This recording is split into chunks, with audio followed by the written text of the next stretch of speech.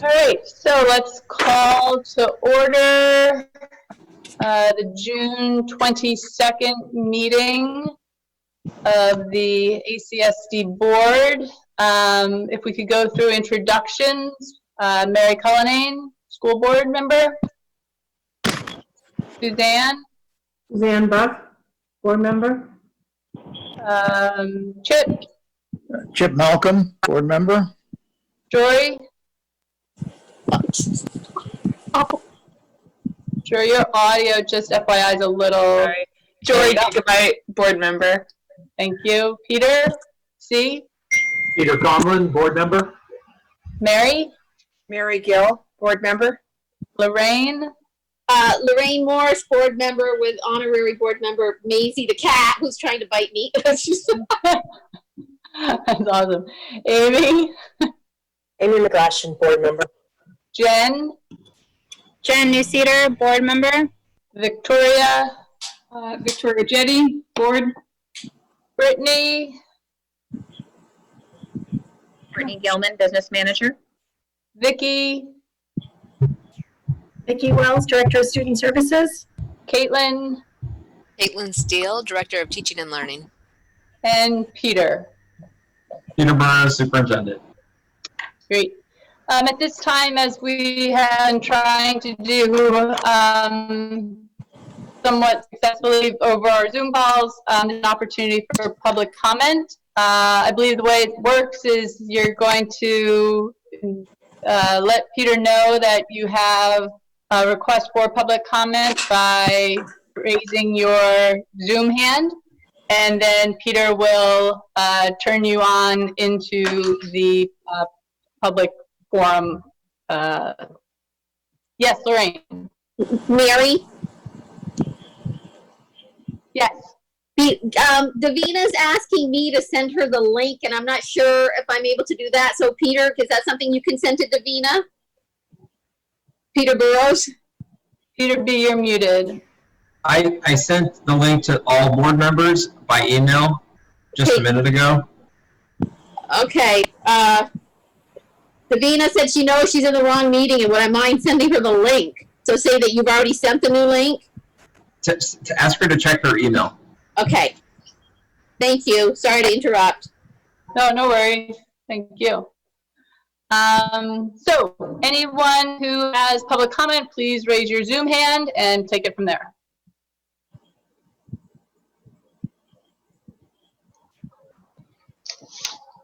Hi, this is Barb Wilson. How's everybody tonight? Hi. Thank you for allowing me to comment. And as most of you, I'm sure, are aware, you probably received an email from me today. It included two documents. One document is a document that I have compiled through many months of research, and it basically looks at more data that we learned Thursday at the facility subcommittee meeting. The other document is a legislative study that was done on behalf of the legislature, made up of a team of educational experts in Vermont that I thought you might find interesting, that talks about classroom sizes. So that's really a document that I ran across that I thought might be of interest. Relating the document that I wrote, I'm not going to spend a lot of time here talking about it. I basically would encourage you to read it, because I believe that we are at risk of really having creating social economic inequality.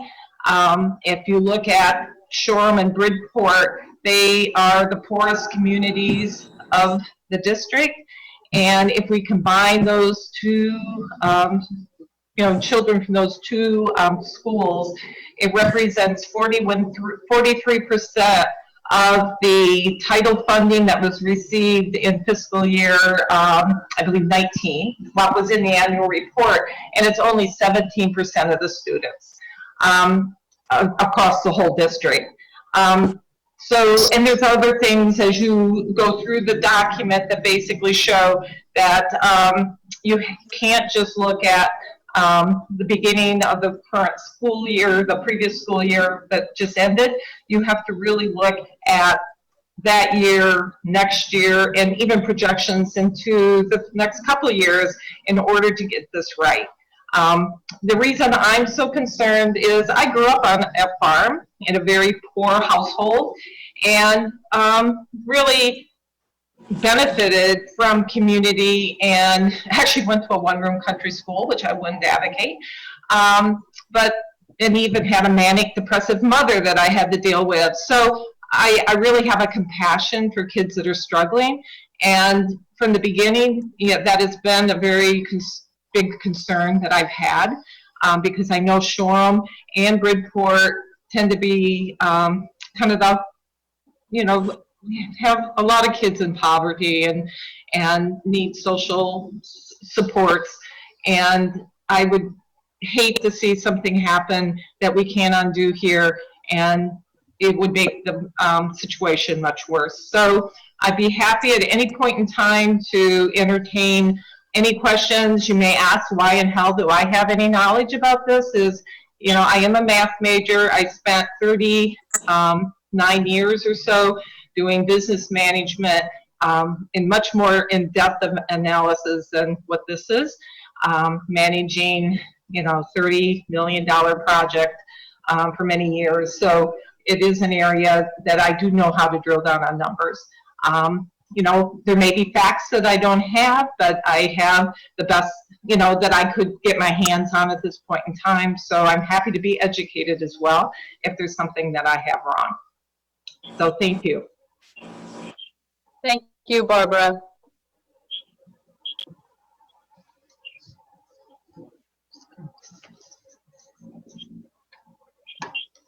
Any other Zoom hands?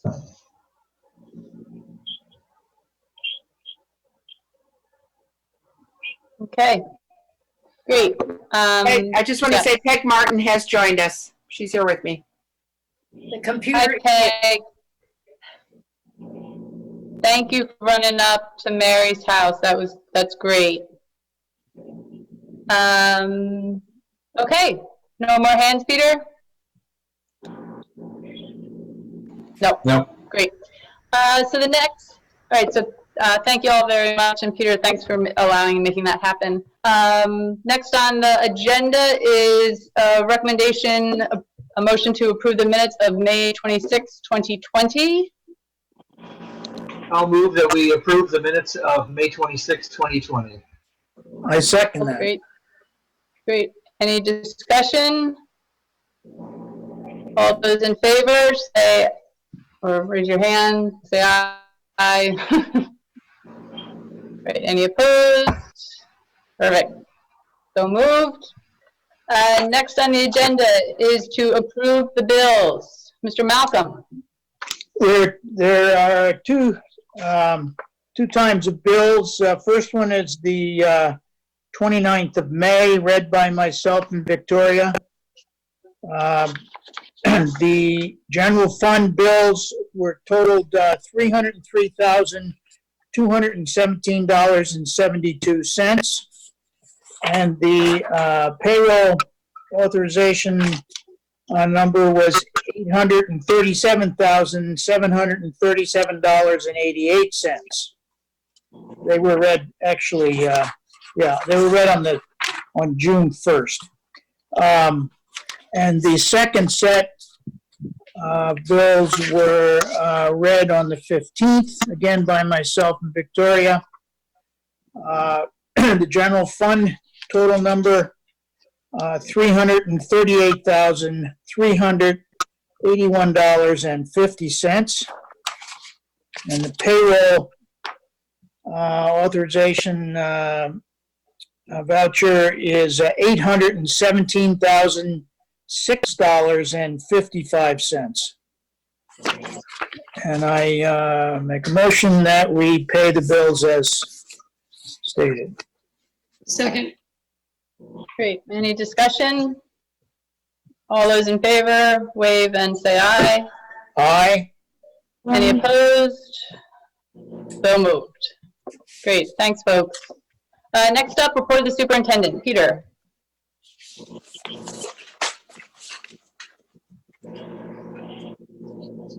right. So before I jump into the first topic, I did want to thank everyone for being a part of a number of the different celebrations that we've had over the last couple weeks. As you all know, graduation was very different this year, and it was really wonderful to see so many people take part in that. I think going into it, people were concerned that it wouldn't feel celebratory and special, and I think everyone that was a part of it really felt that way. So I want to thank everyone for both board members and those in the audience for being a part of that. That was really important for our students and really impactful. In addition, I also wanted to thank board members for coming to Bill's commemoration of the tree and the future bench at MUHS this past week. Wrapping up 25 years of service is pretty important, and really appreciated everyone being there for that. So the first thing I wanted to talk about was our COVID-19 recovery planning. As you all know, information came out last week regarding the guidelines for return to school in the fall, and that guidance brought with it a lot of questions. Last week, that guidance came out, I believe, on Wednesday.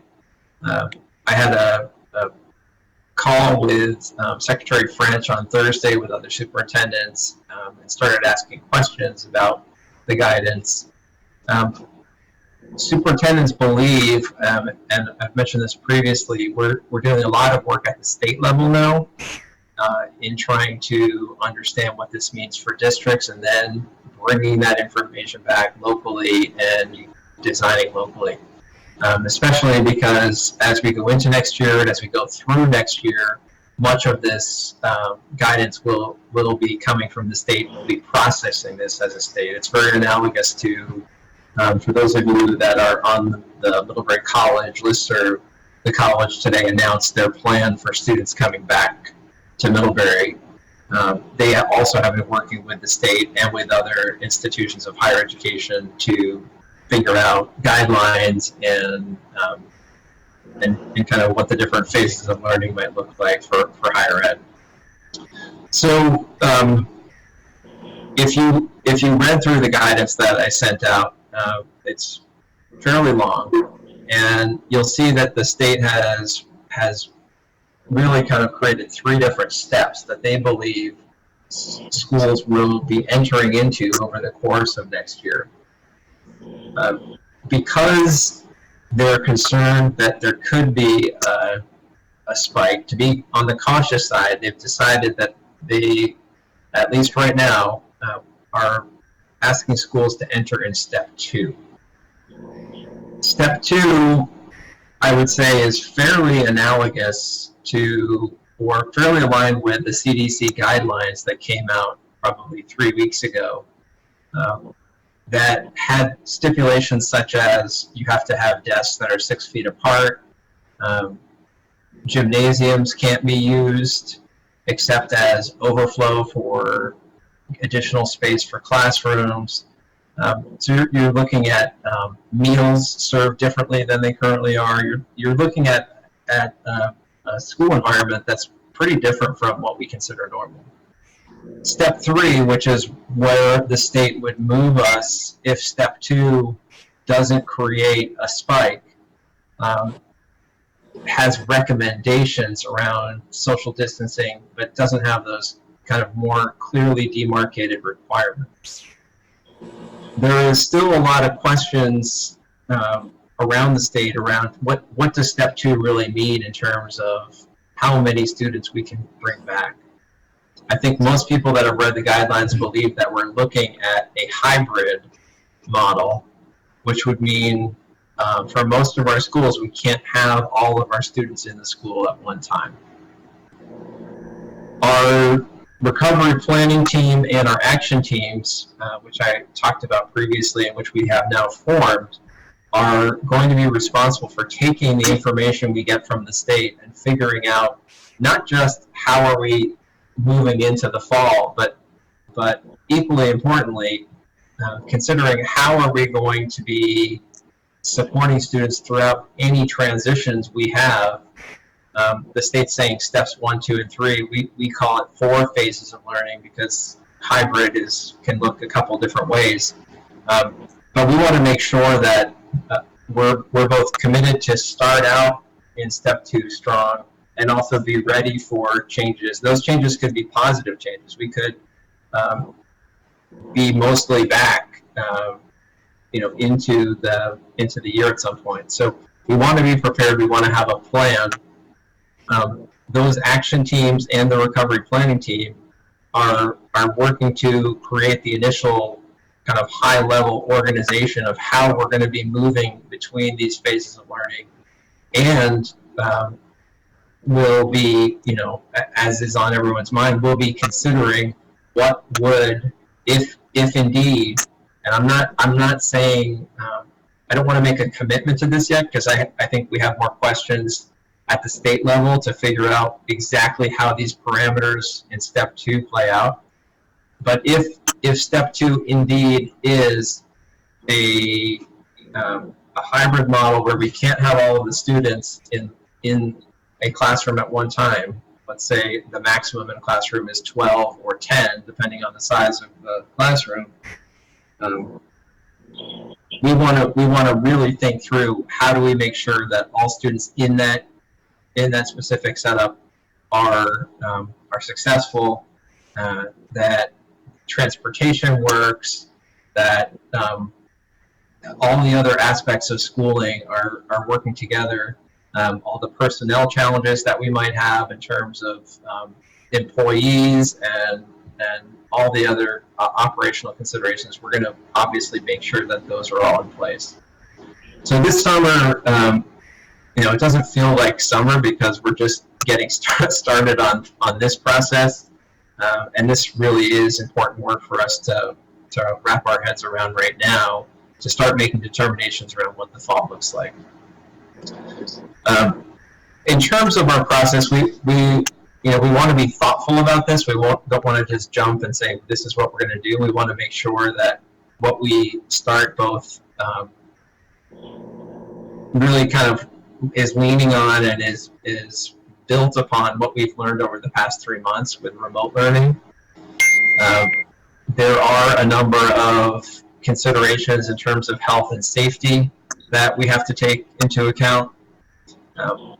And so our goal in terms of communicating with the community and students is helping them to understand what our process is. We don't have a timeline right now on, this is when we're going to make our final decision for the fall, but we are working in earnest to first really understand what these guidelines are, and then pretty quickly, with the support of teams throughout the state, figure out how we're going to address the start of school. So that's kind of where our recovery planning is right now. It's ongoing. Teams are meeting, every day. A different action team is meeting to continue this work.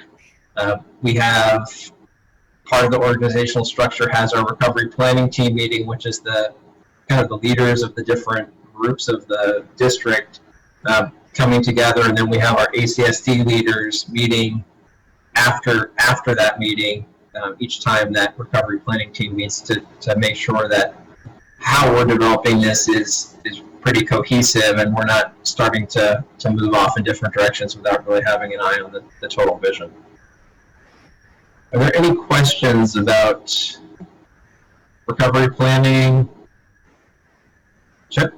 One question, you mentioned, if there's a spike or a setback or something, is that related to the individual district, school, county, state? What does that mean? Obviously it's very different if we're here and something's happening in Bennington that's different, or in St. Well, John's. and that's one of the things that they've outlined in their response to the fall. One of the things they've been pretty clear about is they're probably not going to respond to COVID spikes as a state as they have been. We've been moving as a big blob for all this, and if it happens for one district, it happens for all.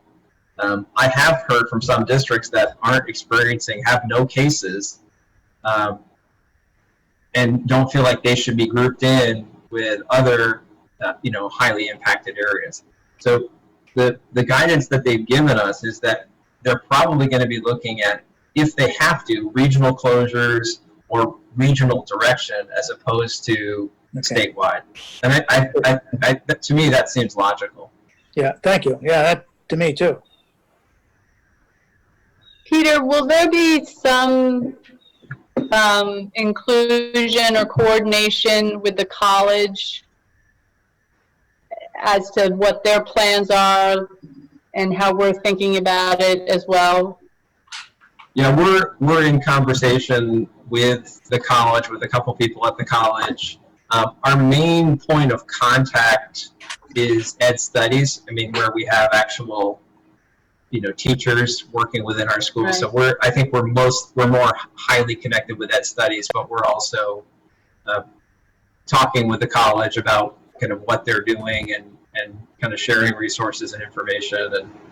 And we're certainly in a symbiotic relationship with the college, and they are an incredible resource to us. Yeah, and as they're making decisions on whether or not students are able to come off campus, not able to come off campus, just collectively our community will be very much affected by all of that. Sorry, you broke up a bit. I was just saying, as they're making decisions to when, how their community is going to interact with Middlebury at large, that will affect our community as well. Absolutely. I mean, they certainly have, as a private institution, they have a lot more latitude than we do in terms of, being able to make decisions that, they have to work within some of the healthcare guidelines, but I think they probably have a little bit more flexibility than a public school district. So, Yeah. So, but yeah, we'll certainly be working together with them on all the challenges and opportunities ahead. Great. Any other questions on the recovery planning for Peter? Peter's got his hand up. Just two things. First is, I think Betty is here as an attendee, so you may want to go to the meeting. But two, the teachers are now on summer break, and I wondered where they fit into the whole planning process between now and the start of school. So we realized going into the summer that we couldn't do this as a leadership group because we have kind of monovision, and that we really needed much broader representation to build this. So that was the rationale behind putting the action teams together, and those action teams have many teachers on them. The COL, the Continuity of Learning team, is I think 39 strong. Is that right? So these are pretty big groups, and I think fairly representative. One of the challenges of a group of 39 is it's not really a building group; it's more of an advisory group. So they've split those groups up into some smaller groups to do some of the work, and we don't have a lot of time to do this either. I mean, it's a pretty quick ramp up, but we really do want to make sure that we're learning from our past, and we were thrust into this 3 months ago and just kind of built on the fly. So we don't want to do it with that kind of anxiety that we felt before. So we're also doing a lot of breathing. Yeah, you have to have a big vision, but then you also have to figure out how kids will walk into the high school socially distanced. So when they all arrive at the same time, it's overwhelmed. The social distancing, and then the requirement to temperature check. It's going to be, I mean, that in and of itself is going to be quite challenging, considering how many kids are going to have to get temperature checked on the way in. So we've got a lot of those kinds of, and those that are riding on a bus have to be checked prior to getting on the bus. So there's a part of the guidance speaks to hiring bus monitors for every bus.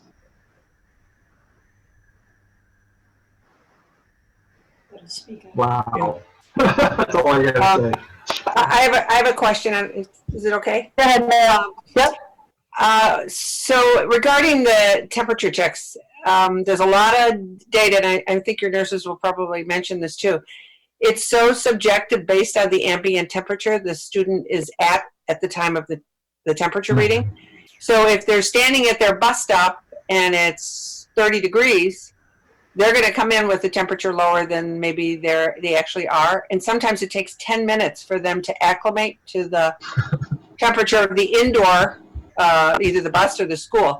So it gets a little tricky. And, I noticed also they want you to do the symptom checklist, which is time consuming. Asking, do you have this? Do you have that? So obviously I think parents are really going to have to be well informed of when it's time to keep their children home and when, they need to just be honest about whether they can come or not. And then if they're trying to work, I mean, as a school nurse, there were so many times kids would come into school when they shouldn't be there, but it was the only choice their parents had because they had to work. So that's going to be tricky for your staff, but also just know that temperature checks within the first 10 minutes are not always accurate. The other question I have is about testing. Is there going to be any testing available for teachers as they're coming in or staff coming in? I know it'd be much more difficult to test the kids, but I think the college is actually going to do some testing, and I know the University of Vermont is offering testing just to get a kind of a survey of the people coming into the building. Is that in the works at all? I have not heard that, but that doesn't mean it's not being talked about somewhere. Our health and safety action team is being led by Kelly, and it has all of our nurses on it. So,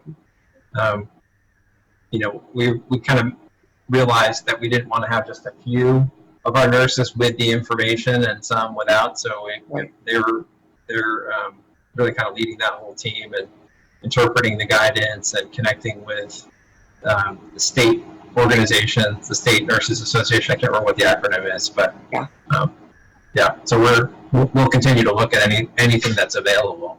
Okay. For sure. Thank you. And if you want to volunteer, I'll let them ask if they want help. okay. I'm happy to do it, but they have to ask. I don't want to push myself in there. Okay. Any other questions for Peter on that topic? All right, thanks. Okay. So the next thing on here is strategic plan for equity, and I just wanted to kind of bring this idea to the board. So we talked, and this was back when Peter was chair, way back when, and we're talking about the strategic plan and the fact that we were, in the 5th year. I think we started talking about this in the fall, and realized with so much going on that it didn't feel like the right time to begin another 5-year strategic plan when we have so much work underway, and we're not really needing direction per se. We don't really need to know kind of what the work is. And so we talked about, and I brought this to the board, and we had a conversation about it. I don't remember which month it was, that for this year, this current year that we have been in, or this past academic year, that we would kind of wait and see what our next move is to both determine how we are kind of meeting the objectives and KPIs of the strategic plan report, I think a lot of that information will live on, so that's not going to go away when we don't have the strategic plan report anymore, all that data, and we are bringing that to you next month, our final strategic plan report. So we kind of waited, and I guess what I'm feeling as we go into next year and we look at the challenges ahead, and we look at equity and the work that we need to be doing as a community, deeply and strongly, that having equity as the lens through which we do the work, I think makes a lot of sense, because I think it can imbue all of the work that we're doing with a vision that I think sometimes it kind of starts at the front, and we talk about it at the front, and then it can kind of slowly recede off to the side a little bit and then come back. And I feel like having a strategic plan for equity, it's something that I started researching this year. I actually attended a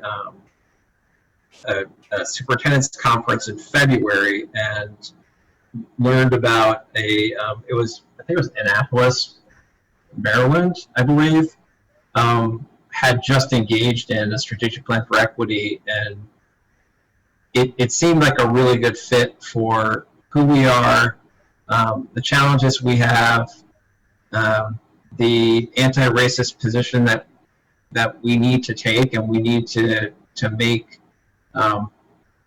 the work that we're doing in schools, we need to kind of come out more, I feel like. And I think a strategic plan for equity, building that next year and helping that to really kind of grow our work with IB, our work in building a culture that's supportive of all students would be really powerful. So I just wanted to bring that idea to all of you, kind of as a discussion topic, honestly, to kind of see if I'm kind of moving in the right direction. And I would think it would be something that we could talk about at the board retreat in August, and talk about kind of how that might take shape. Thanks, Peter. I think it's very timely, given the other agenda item that we have with regards to a discussion of a statement that the board, whether or not the board should consider now making a statement with regards to anti-racism. And, one of the things, and I know you and I have chatted, and, I've gone back and forth in my own head, in that, a statement is most powerful when there's work and action that is being done along with it. And so I've been reviewing some different approaches to this across the country, and the state of Illinois has done some really good thinking with regards to their school boards and how the school boards should be thinking about equity as being that cornerstone of the lens in which they think about and address and reflect on themselves. Are they addressing systemically what we need to be addressing with regards to racism?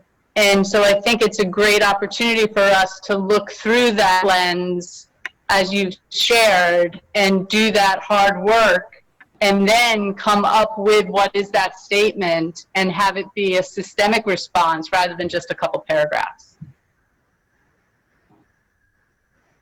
That's powerful.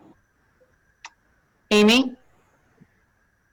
I'm very supportive of the idea, and I was just about to suggest that we talk about it at our retreat and have that be the main topic. But what excites me about it, and frankly, I sort of feel like if we're going to pursue IB and not have equity as the primary lens through which we're going to make our decisions, then we're failing. Because that means there's inevitably some kids who are going to fall through the cracks. So when I hear you say that, Peter, and I think about how we would use equity as the lens to make decisions around the facilities master planning and the distribution of students, how we would use that as a way to decide. I mean, that's why Vicky's work on universal design is so critical, and how we implement that. So I think it's timely, even if we weren't also talking about racial justice at the same time, but particularly given these times. And as Mary said, we could make a statement, but I think it's more important that if we spend some time thinking about where do we put our, where do we leverage to actually have an impact on that? Because that's, if we're not thinking actively, proactively, and principled about it, then I don't think we're doing our job, at least as a board. So thank you for bringing it up.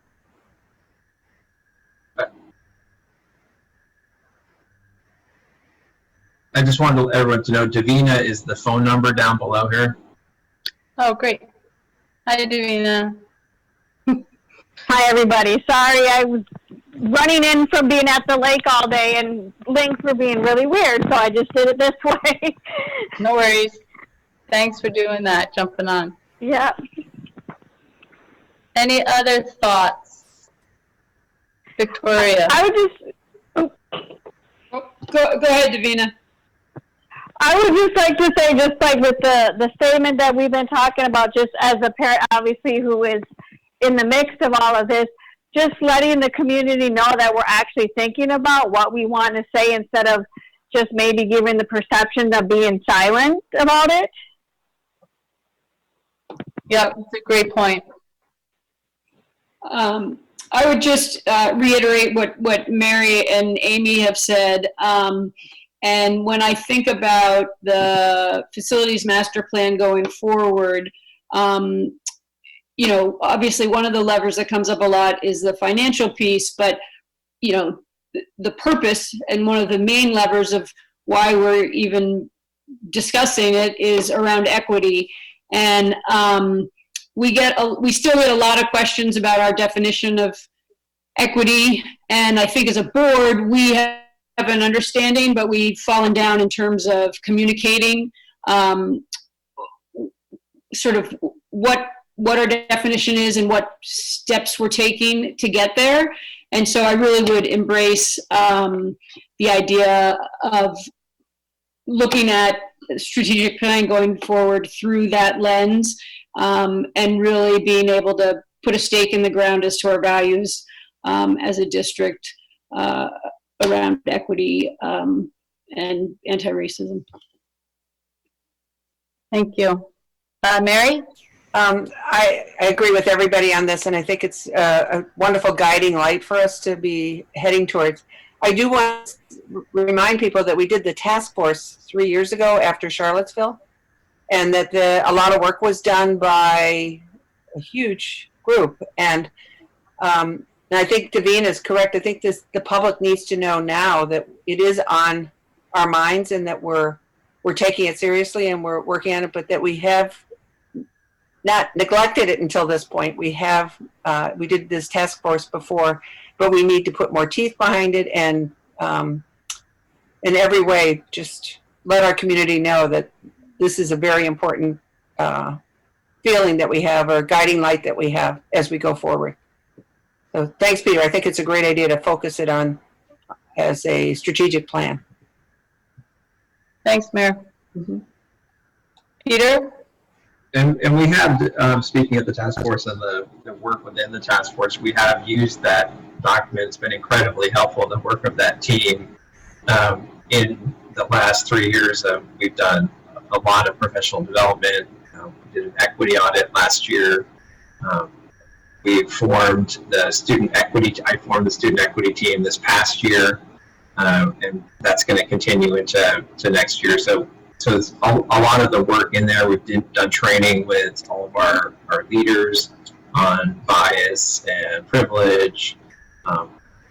We've done some things together as smaller groups. We've had just this past last week, we had anti-racism options on our professional development for post-service, those snow days that we got. So we have it's kind of what I was referring to before, is we've done a lot of work, but it feels kind of like it's been here. We've had so much going on, but I think that's why I was talking about equity as the first lens. Then it makes it more kind of known. I think, I can understand that people in the community don't really know what we're doing because we're kind of doing it quietly or doing it together in here and there. But I think doing it more broadly, I think is more important. Great. Any other comments or questions on that for Peter or broadly? Great. We'll take up during the report of the board to Mary and Davina's point about ensuring the community does not or understands our intention and the work that we've done and the work that we're going to continue to do, so that silence is not perceived as something. So we'll discuss that in a little bit. So my next topic is the financial update. Brittany and I talked about this and realized that given the intensity of the topic and the fact that these numbers keep changing and we're going to have to be really wrestling with finances for some time into the future, we kind of want to make this at least a monthly conversation with the board just to share information and keep you all updated. So Brittany has a bit of information, and I'm going to hand it over to her. Okay. So we got some updated information from the AOE surrounding the CARES funds, the coronavirus relief funds, as well as what we call the ESSER funds, which is the elementary and secondary school emergency relief funds, I think is what that stands for. So I'll talk a little bit about what I heard from the AOE about what's going on in the legislature, and then if there's any more updates that Peter C. wants to give after that, he's welcome to it. But my understanding of what's being discussed, that House Ed and Senate Ed are both discussing this and have sort of different ideas, which may have come closer together since this last update. But House Ed is discussing the coronavirus relief funds. So those are funds that are not necessarily intended to come directly to the schools. They'll go to the state, and they have some pretty strict parameters about what they can be used for. And so House Ed is talking about in FY20 allocating $25 million of that to reimbursing school districts for costs that they've incurred as a result of school closure or dismissal. But again, those are very narrow parameters, and we would have to request those funds and provide evidence of what we use the funds for and why, and documentation, similar to how we would request reimbursements related to grant funds. And then the same procedure in FY21, but $20 million. There has also been discussion about any surplus that we have this year. So many school districts, I think, will likely see a surplus this year greater than what we actually spent, because we were able to recoup some costs related to contracted services and things like that weren't happening. And most of us believe that will be crucial going into future years because of things like compensatory services for special education, increased costs related to preparing the building for students, social distancing, masks, additional staff to do bus routes, all those things. So there has been some discussion in House Ed about any surplus that school districts have being used to offset our FY21 ed spending grant. So not as a means to reduce the tax rate, but if we had $1 million surplus, we would be required to roll that in to FY21, and the state would withhold $1 million of essentially tax payments from us, which is concerning to me. Because I do think... I'm going to just interrupt for a second, just because this... Is it done? Did they say no? It evolves so quickly. That's okay. Not going to happen. Yay! I'll expand on it when you're done. Okay, I don't have to give the spiel about why I'm gravely concerned about it and stare at Peter's box. So that's great. So I do think, I do project, we're still working on closing our books, but we should have a surplus. That will be really important going into the next couple of years. One, because of the coronavirus and COVID-19 related issues, but also because of the discussion that has been happening related to not being able to bond. And we know that some of our buildings have some maintenance that's going to be needed that we may have otherwise gotten a bond for. In the Senate, at least last I knew, they were discussing applying the coronavirus relief funds directly to the state deficit. So that's the coronavirus relief funds. And then there are the ESSER funds, which are slated to come to school districts based on our Title I allocation, which are more flexible. And because of the deficit in the ed fund at the state level, there continues to be discussion about giving the school districts the ESSER funds that they're entitled to, but then withholding their ed fund payments. And that's been happening, that discussion's been happening for a while. So again, we wouldn't see any net increase or any real reimbursement for additional costs that we've incurred. I think the last thing I heard was that the state ed fund deficit is now looking more like $100 million. That's come down some, which is positive. And there's all different ways that they're looking at to close that gap. But one of the things that the legislature has been adamant about is that they will not close the gap through to the tax rate, homestead tax rate. Peter, do you have other things to add? Yes, this really is something that's moving so quickly. So just to talk about the ESSER funds and the coronavirus relief funds being very different. The ESSER funds have far fewer strings attached and actually need to be spent by the end of FY21. The CRF monies have tighter strings attached and need to be expended by the end of the calendar year. So December 30th, actually, is what they say, not December 31st. What we are trying to do in the legislature, so the bill that we've all agreed on at this point is, as Brittany said, take $50 million and essentially, it's a little more complicated than this, but essentially split it between FY20, what we're in right now, and FY21, and try to use as much of the CRF funds as possible to fund items that qualify. And what that really means is that as the guidance becomes clearer, we might be able to, for example, take all the teacher planning time that occurred in FY20 to prepare for remote learning and apply that as a COVID relief fund expense. Now, it didn't actually cost the district any more money. Everybody's on salary, getting paid the same thing. But the more of that money that we can apply to expenses that were incurred but really didn't cost the district that much money, the idea is that would create, let's call it a surplus, but what it really would do is create an amount of money that the AOE would look at to withhold in the next education payment. This is a complex way of saying what we're trying to do is apply as much CRF money to the deficit in the ed fund as possible. So Peter, while making sure that school districts are fully reimbursed for any additional expenses they have that are coronavirus related. So would the legislature separate like what normal surplus we would have had from the word surplus? The word surplus no longer appears in any legislation. Okay. The intent was never to go after regular surpluses or even surpluses that might be generated because all spring sports were canceled and graduation was canceled and all of that.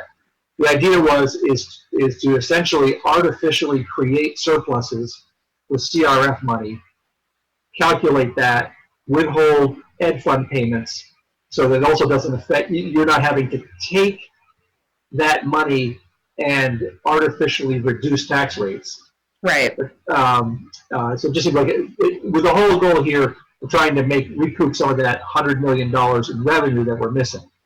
Yep. We're not really supposed to call it that because revenue replacement is not allowed with CRF funds. But the idea is to just simply apply as much possible expense to CRF before going after the ESSER money, because ESSER money is more relaxed, longer time to spend it.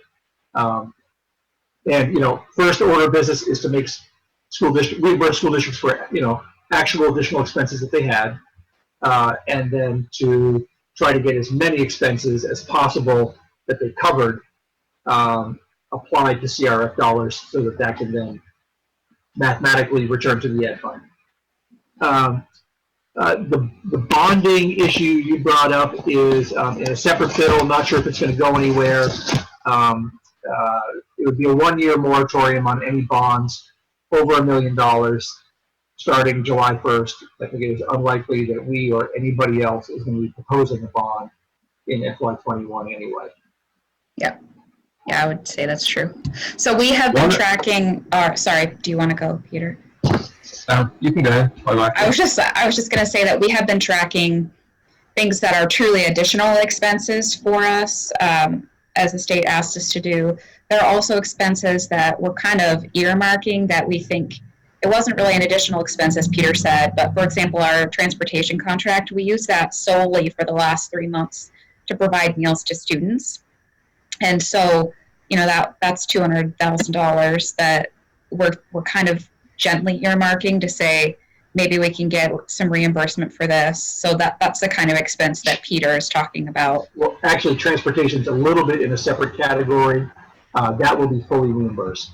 Okay. Largely because you were making me so happy. This is the best meeting I've ever had. Well, no, that's largely because you were no longer transporting students, but instead transporting meals, you weren't going to get your transportation, which is a separate grant.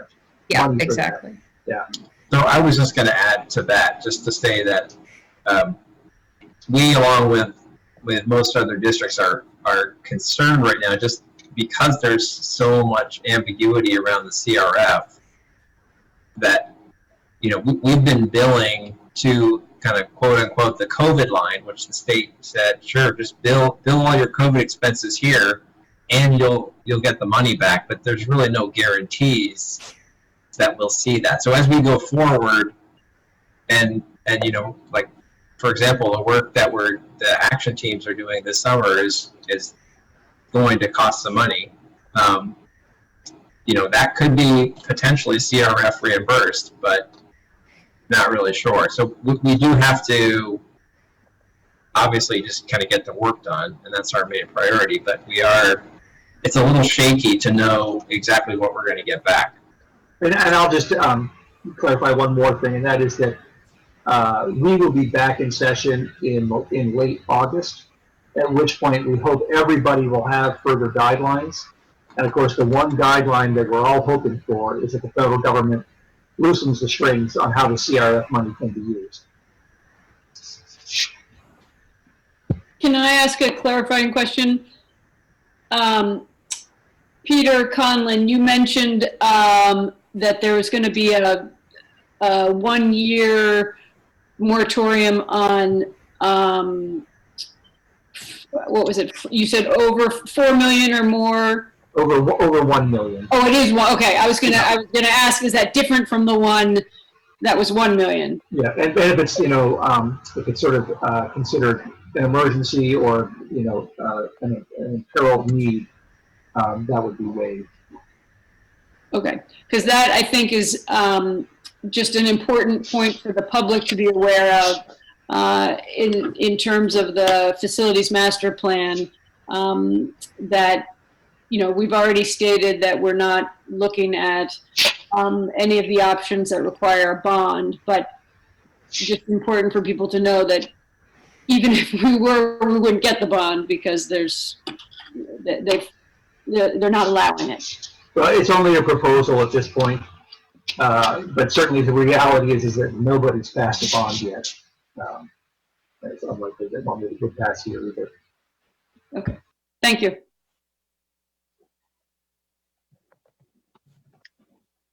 Any other questions or comments for Brittany or Peter C? Or Peter B. Or Peter B. Or any Peter that is on the Zoom call. Amy. Yeah, so I just to be then clear about the translation of what you just said in terms of you know, a month ago, we were talking about 70 million that the state was going to be short this year and 166 million next year, and how that might impact that. So what I'm hearing is we might come out about even this year because of the way we're going to be able to do reimbursements, and that the deficit for next year now looks like it's projected lower at more like, not that that's going to be, it's still going to be a huge challenge, but that it's looking a little better, where instead of 166 million now, the state's projecting more like 100 million deficit for FY21. Yes, correct. We're going to probably be able to cover FY20 using reserves and surpluses, and then essentially borrow if the government doesn't come through. We'll sort of borrow to cover FY21, but that number has gone from 150 million down to about 110, and I just hope that we'll get another rosier outlook, although it's hard to call $110 million deficit a rosy outlook. Yep. And it still means that FY22 is going to be really difficult. But I just wanted to make sure that we were capturing the essence of the exchange about some of the proposals that you're putting. Well, and thank you, Amy, for pointing out FY22. Whole different ballgame. There's not going to be any CRF money. There's not going to be any ESSER money. Yeah. Whole different ballgame, and we may have very low state revenues. And do we have an understanding of an order of magnitude and how that gets translated to a district budget? So if it's $100 million that we're short, that means districts around the state are going to be asked to do X. If it's 150 million, they're going to be asked to do Y. Like, do we have any type of? Yep. So back when we were talking about $150 million, sort of the main mechanism to translate that to is, so if you're missing $150 million in the Ed Fund, the way the Ed Fund gets refilled, that the legislature can sort of control, is to raise property taxes. So you would increase the statewide property tax rate by 22 cents, which was a bridge too far for FY21. Because, the other things that make up the Ed Fund are sales tax, and we can't tell people to go out and spend more. Rooms and meals tax, again, it's all dependent on consumer behavior. There's some lottery money, some liquor money, but then it's non-residential property tax and residential property tax. And those are the things that are, were included in the yield calculation. So in order to make up loss of revenue in those areas that we can't control, you make it up in the area that you can control by raising the statewide property tax, or I guess you would say you are decreasing the yield, which translates to a higher property tax. Amy. So then when you convene again in August, is that to try to get a handle on some of those numbers so that we're not completely stabbing in the dark for FY22 planning? Yes. And, I think the better hope, FY21? I think the better hope is how effectively we are going to be able to use CRF money to offset a lot of that. And basically, anything that's left over, let's say we're still going to make up $80 million, it's going to be borrowed and paid back over a number of years. That's an expense to the Ed Fund that, unless schools reduce how much they're spending, will just simply translate to higher property tax rates. Right, and so I guess that's also part of my question then. So when, you can either take care of it by supply or you can take care of it by demand. So if we see our property taxes getting to a point that is untenable with regards to their willingness to continue to lower that yield, how do we get a sense of, okay, if we have another $50 million we have to make up, that looks like a 2% budget cut requirement? That's right. And there will be a lot of guidance provided as we go ahead, but your point is very well taken, because, the budgeting process, especially given the challenges of FY22, are going to need to begin in the fall. And so, yes, hopefully in August when we reconvene, the experts will have a better handle on the numbers, and we'll have a better handle on the tools available to us to do this. Otherwise, we'll just have to spread the pain out over a number of years rather than taking a one hit. And when I say the pain, I mean the pain to the Ed Fund, which ultimately translates to the pain to local school districts. Okay. I do have a fear that there's going to be a lot of focus in August on FY21, and the guidance that Amy was talking about that we need for FY22 in budgeting is going to come too late. I've seen that happen a number of times already, so I'm hoping, I mean, I'm going to do everything I can at the state level to lobby hard to try to get guidance. I think everybody's in agreement that it's going to be absolutely crucial. You know, and this is, of course, you know, well, no, FY22. I keep getting myself fixated on 21 myself, but yes. Because we're really only going to be able to fix 21. In 22, we're going to be on our own. Right.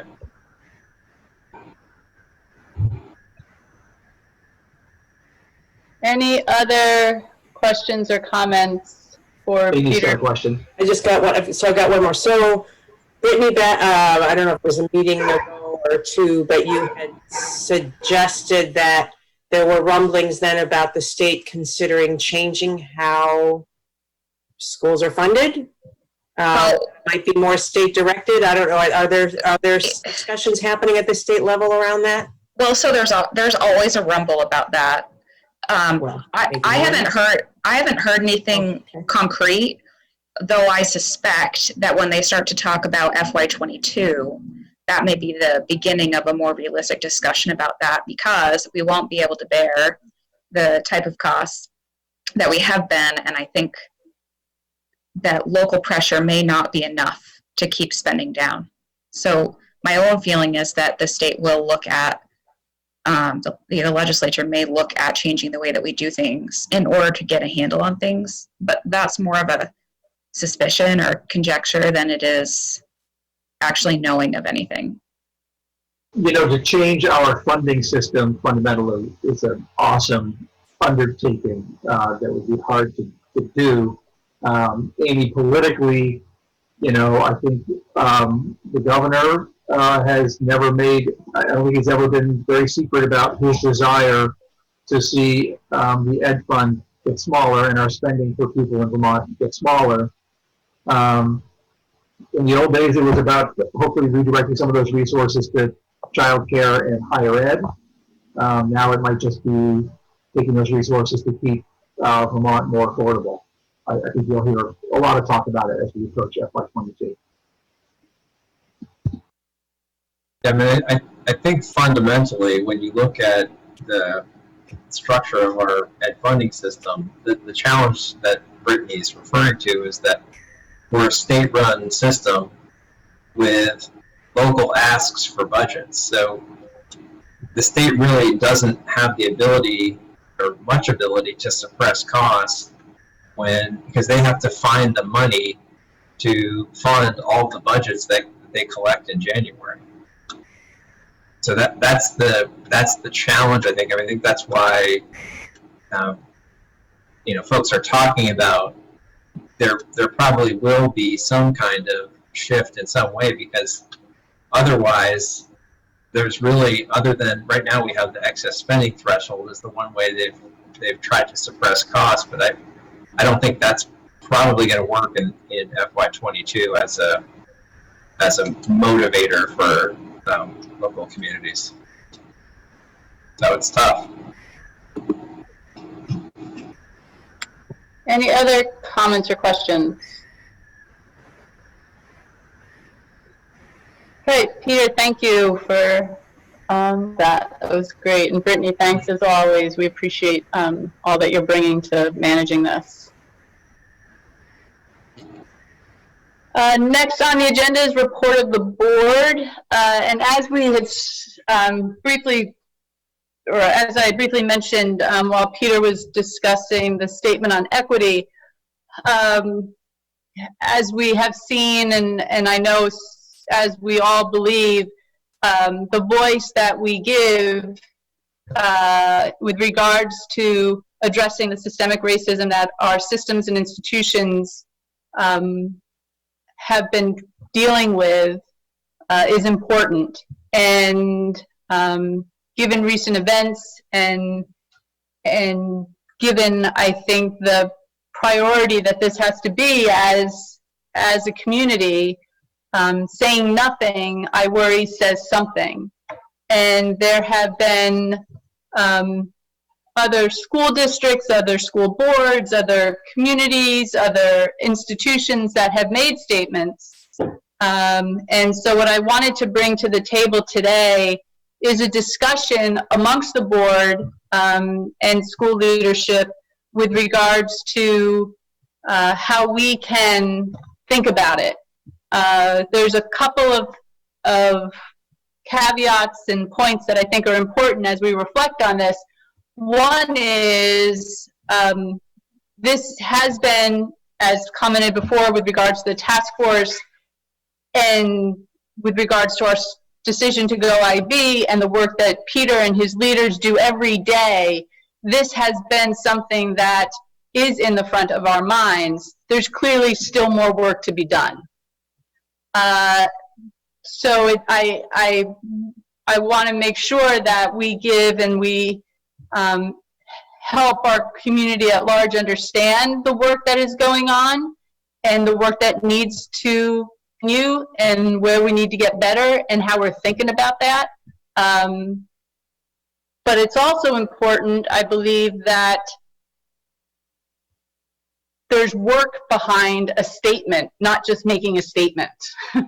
And so given the thinking that Peter and his team has brought to equity as our lens and the work that will occur there and how we think about it as a board during our retreat, et cetera, I'd love to get the board's opinion on, should we be making a statement? Should we be making a statement that says, here's the work that we've done and are continuing to do, or should we be making some other statement, and how you all are thinking about that? So at this time, I'd kind of like to just open it up to the floor and get your thoughts and consideration or reflection on this as a topic.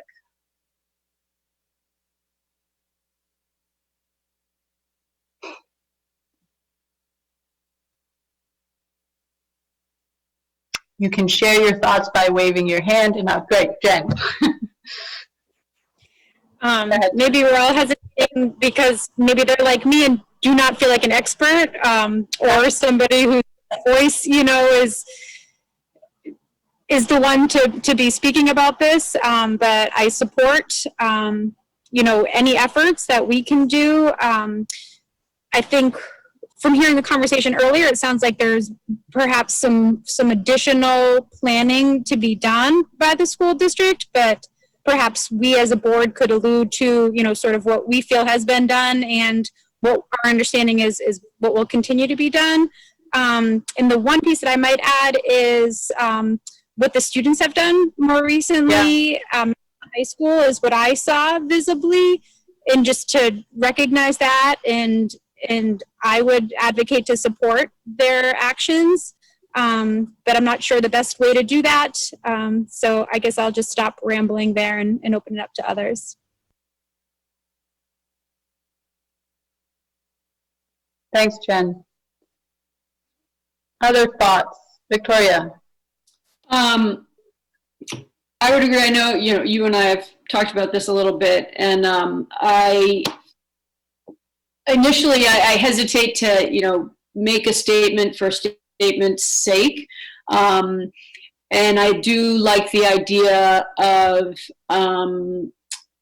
putting some meat behind it, and I think that that's what the strategic plan for equity will highlight, is what work we have done, and then focus on what work still needs to be done and how we're going to do that.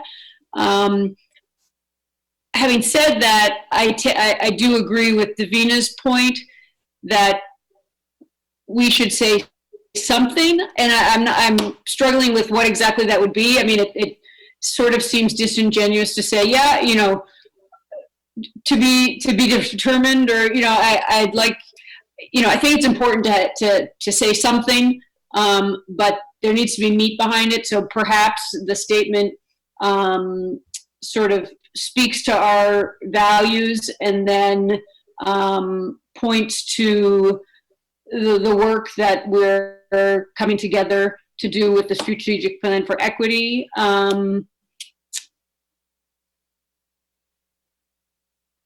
Yeah, that's what. Great, thank you. Other thoughts? Suzanne? So I knew this conversation was coming up. So I had a couple of conversations with some of the folks that I work with. And I told them my own personal struggles with, you know, hearing one side and hearing the other side and seeing all the violence and whatnot that's going on, and not really knowing how to word what I was feeling and what I was feeling for those that I work with, and how they've expressed their own angst. And so as I ended each of the conversations with my coworkers, I asked them, I said, so what can we do? And one thing that they all said in separate conversations was for us to be able to tell our stories, to listen to each other, and to learn from each other, and not feel that one person's story is more important than anybody else's, because we all come from different points of view and different walks of life. And that really struck me. So then I was like, okay, so how do we put that into a statement of what we believe? And, you know, for me, it's that every single person has value, and that they're all important, and that no one individual rights trumps anybody else's rights. And I mean, that's what I came away with from conversations with my own coworkers. They themselves are encouraging their own kids to help to help find a solution, although they all acknowledge that there's no easy solution and that we all won't find it right away. But if we can all agree to try and work together on it, then we'll get there. So those are my thoughts. And sorry for rambling. Oh, thank you, Susanna. Appreciate that. Other thoughts? Peter C. I'll just take it. Well, so, you know, the power of a board ultimately is two things. It's money and policy. And you know, I wonder, you know, if I don't know, we have sort of standard policies, but I didn't know if this might be something where, you know, we can make a statement within policy. Now, what that statement is, I feel very unqualified to address.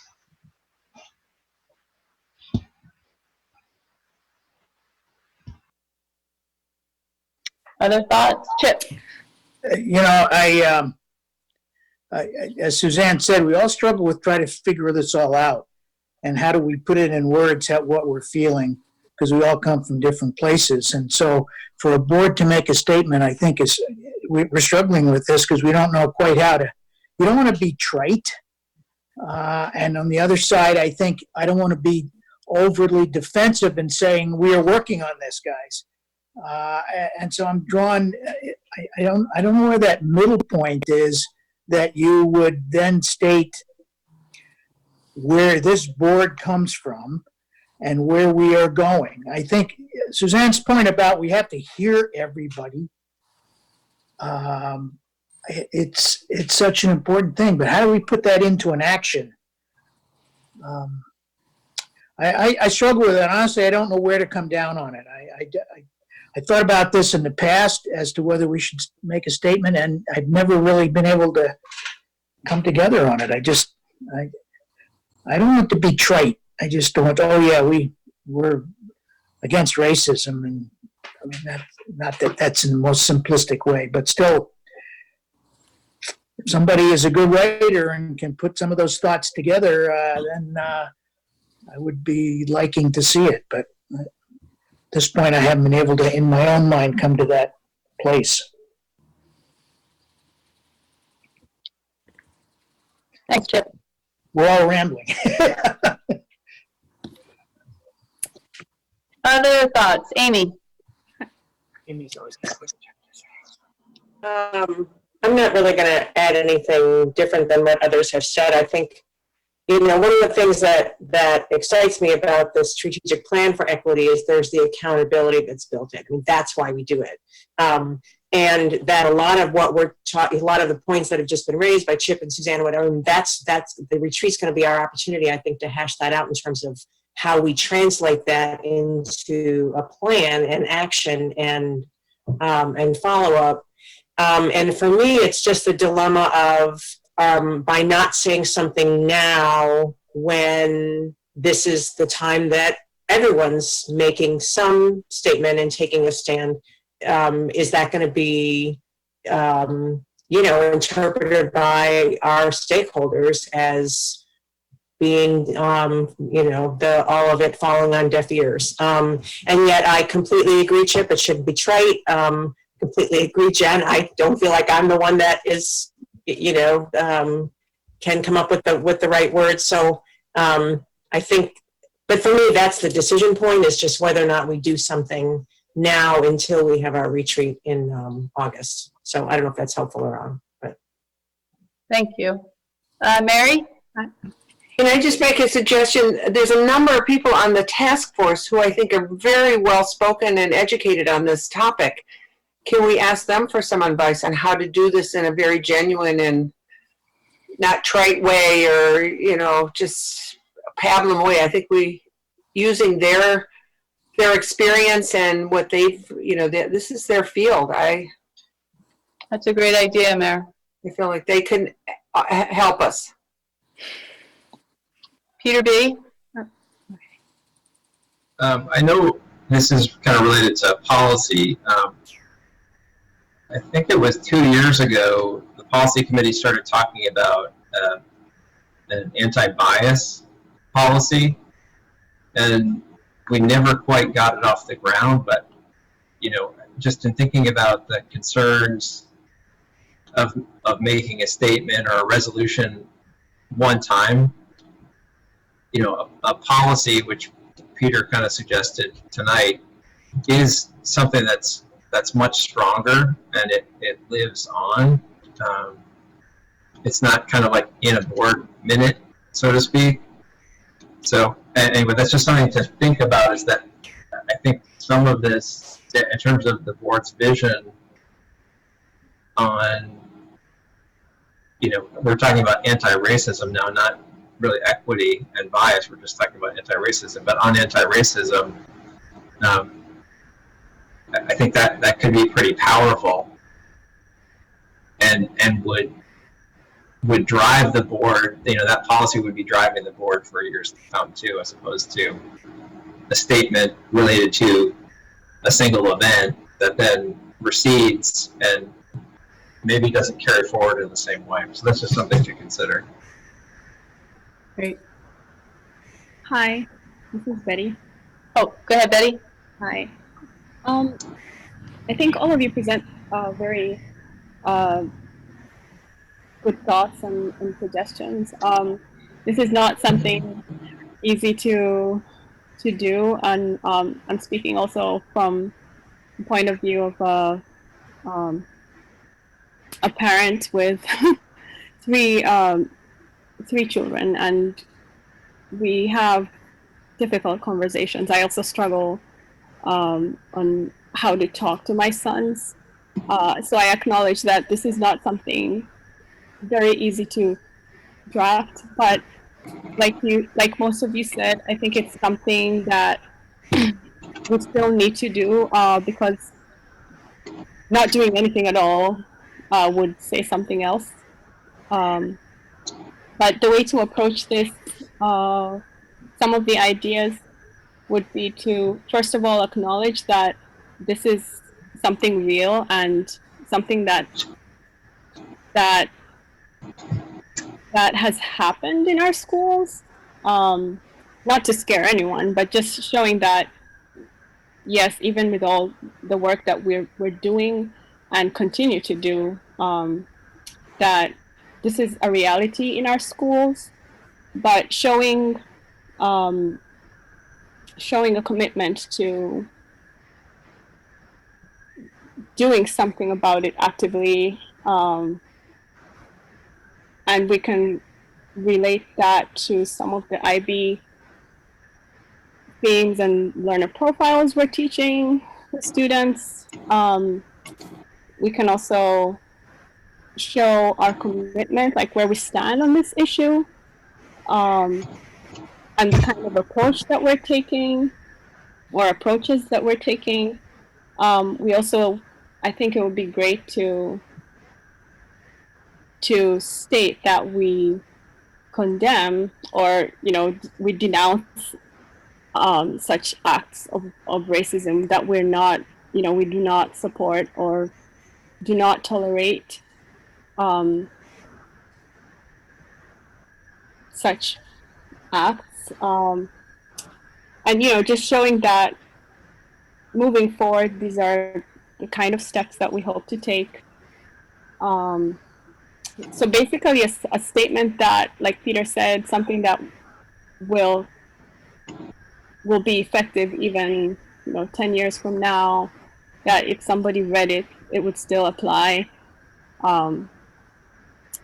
in whatever time that is. It's just some thoughts that I have. Thank you, Betty. Yes, Amy. Well, it was Betty, as you were speaking, and one of the pieces that we could incorporate into this, as yes, racism happens in the schools because schools are a reflection of our community. So we as community leaders should be taking a stand and should put out there what our beliefs are, in addition to a policy then that they're willing to put ourselves behind. So that's where I am now, after having listened to folks. And I wonder if the task force, did they have recommendations? I'm just not familiar enough with the details of it. Or would it be, appropriate to ask them to come up with a recommendation in terms of a policy? Peter, is this the task force that I was a part of? I don't know. Yeah, that's what she's talking about, yeah. I think it would probably be referencing the task force report and the work that they did, but I think it's probably the work of this board and the policy committee to come up with that.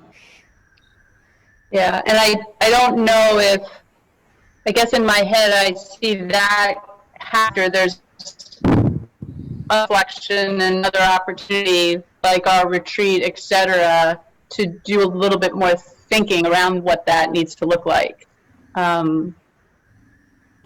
So how about, does anyone else have any other thoughts or comments? I was also going to, and I don't know how this will come out, maybe getting volunteers from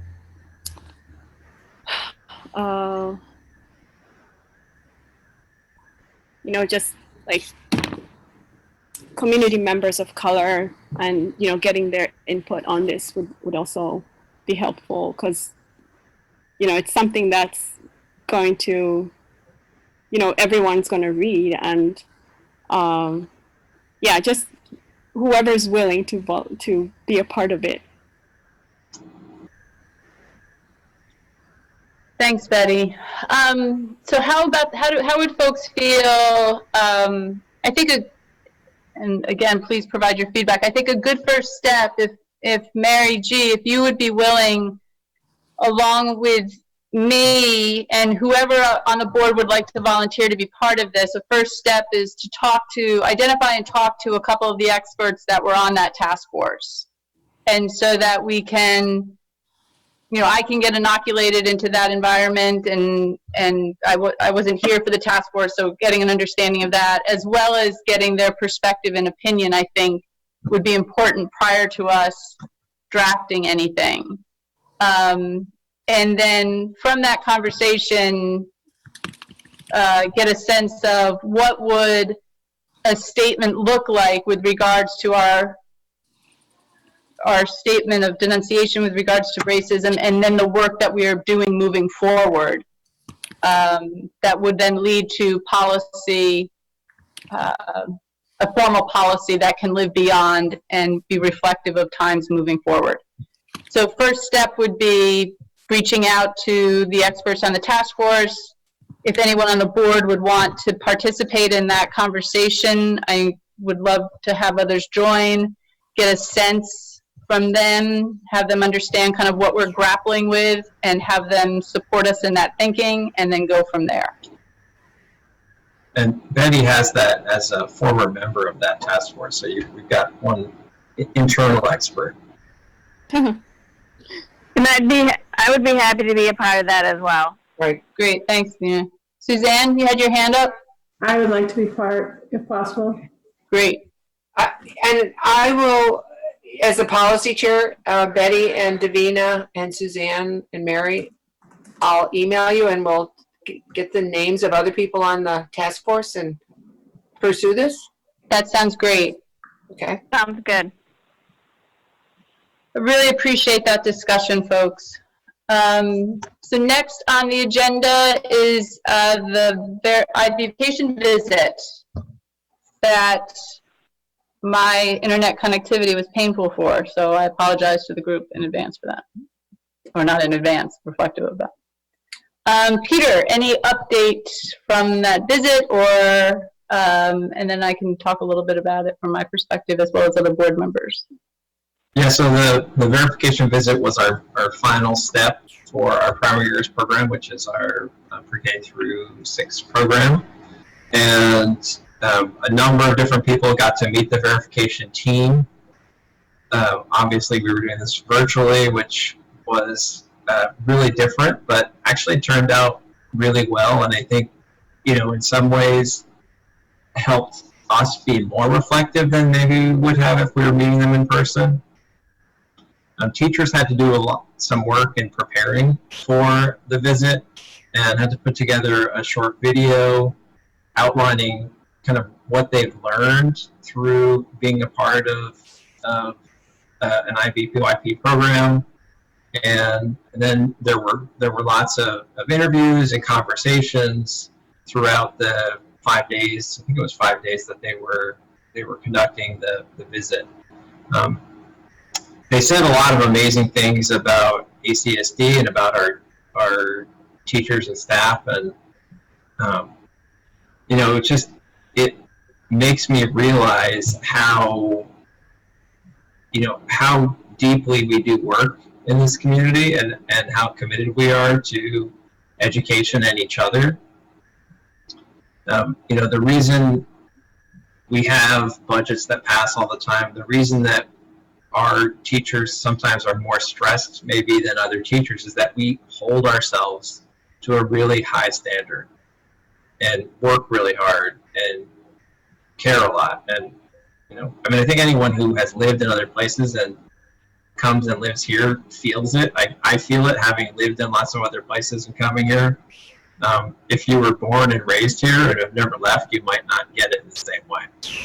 And I saw that in the verification consultants, and they shared that a number of times. So I was really impressed by the work that I reviewed. I watched a lot of the videos that the teachers created, and it just shows that people get it. And when we get it in terms of teaching and learning and what they showed students going through, it was just awesome. Caitlin, would you like to add anything? Just that I think you probably all knew that the verification visits were originally scheduled for early in April and that they got totally stomped on by the pandemic. And so our teachers amazingly rallied to pull off a virtual verification visit in June, just as they were closing out the school year. It was a heavy lift, and they did a phenomenal job. And IB was sort of making it up as they went along as well. So one of the things that was great is that with our with the sort of physical and time barriers of buildings and schedules out of the way, we were able to really share with our IB visitors how we have approached this as a district, which breaks the mold for IB. The PYP is meant to be designed at the school level, and we went off the script and designed it at the district level. And because we were in a remote context, we were able to bring our grade level teams together, every grade level team together for a virtual meeting to share the power of the collaboration that they have experienced. And that theme really, I think, emerged in what we heard back from our visitors. So I'm excited. It was rough to pull that off. But I'm really excited at the opportunity that it gave us to share what we're doing that's really quite different. And I hope it opened a conversation with IB about who ACSD is as a community. At any rate, thank you for the board members who showed up for that meeting. I think 4 of you were there, and we really appreciate your support and your representation. It meant a lot to us. A pleasure. Any other comments from the board on that or questions? Just, I participated in the call, and while I was in and out because of my internet, it was just so awesome to hear all the other board members when they were asking questions and going back and forth. You could just, even on something as silly as Zoom, get a sense of the pride within this district. And it was fun. It was a fun, I have no idea how long the call was, but it was great to see, our flag got waved, and it was great to see the reaction of that IB team, because I got the sense that they felt they were witnessing something very unique.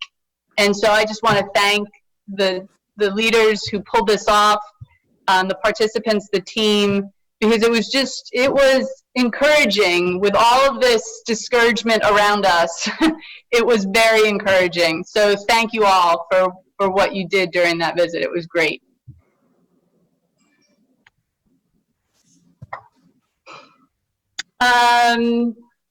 Next on the agenda is the Facilities Committee update. So with that, I'll turn it over to Victoria.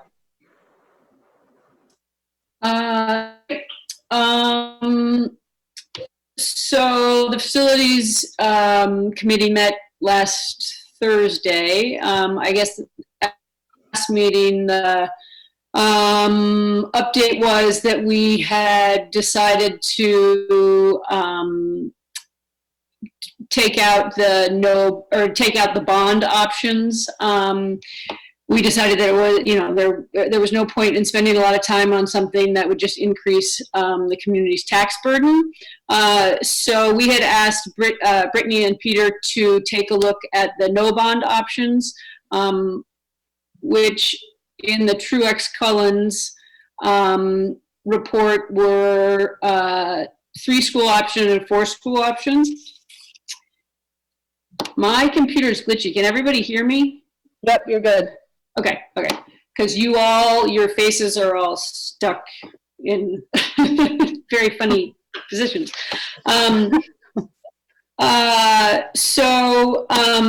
Victoria, you may just want to turn off your video. That will spare your bandwidth. Oh, okay. And then if it continues to do that. Okay. But you guys can hear me okay? Yeah. I can hear you great. Yep. Okay.